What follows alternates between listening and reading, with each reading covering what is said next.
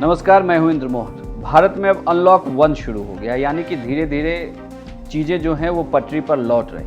लेकिन अभी भी आपको और हम सबको कुछ नियमों का जरूर पालन करना चाहिए, जिससे कि संक्रमण को रोका जा सके। सबसे पहली बात तो ये कि सोशल डिस्टेंसिंग का जरूर पालन करें, और दूसरी बात यह कि मास्क लगाकर ही घर से बाहर निकलें और बार बार अपने हाथों को भी जरूर धोएं।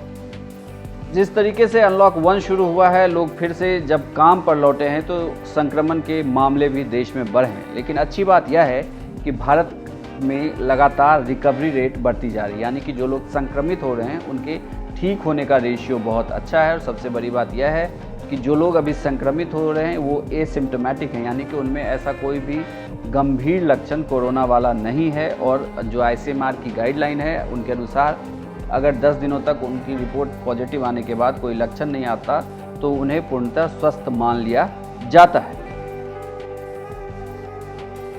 देश का रिकवरी रेट कंटिन्यूसली इम्प्रूव कर रहा है।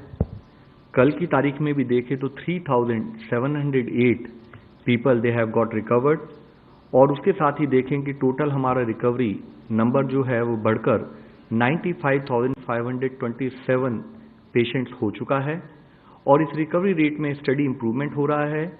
जैसे कि इस ग्राफ में हम आपको दिखा रहे हैं कि 15 अप्रैल में अगर देश का रिकवरी रेट करीब 11.42% था, 3 मई तक बढ़कर वह 26.59% हुआ।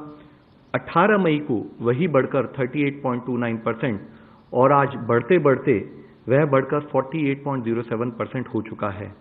इस विषय में मैं एक और मुख्य विषय आप लोगों की दृष्टि में लाना चाहूँगा। कई बार हम लोग कंपैरिजन करते हुए एक बार ये बात करते हैं कि आज देश में नंबर ऑफ केसेस बढ़ गए हैं, हमारा देश 7वें नंबर पर है। यहाँ यह सोचना, यह एनालाइज करना बहुत जरूरी है कि यह एनालिसिस एक डाउटफुल, एक रॉन्ग कंपैरिजन प्रस्तुत करता है। जब भी हमें कंपैरिजन करना चाहिए वह कंपैरिजन प्राइमरली हमारे देश की आबादी की तुलना में होना चाहिए।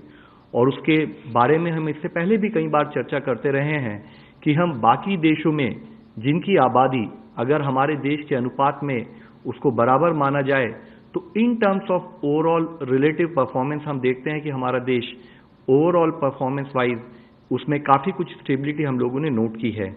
अगर हम आज का भी डेटा देखें तो हम पाते हैं कि अगर 14 देश लें जिनकी आबादी हमारे देश से मिलती जुलती है, वह 14 देश देखें तो आज भी उन देशों में हमारे देश के मुकाबले 22.5% अधिक केसेस आए हैं और 55.2 टाइम्स अधिक डेथ भी वहां पर रिपोर्ट हुई हैं।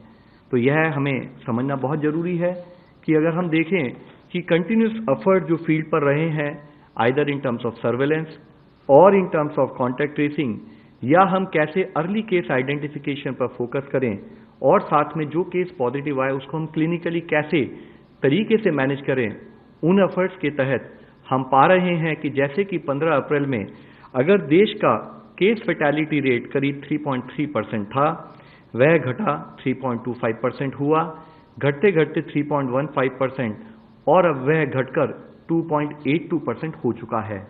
इसी कंपैरिजन को अगर हम फैटेलिटी रेट को अगर हम देखें तो हम पाते हैं कि हमारे देश का fatality rate is among the lowest in the world.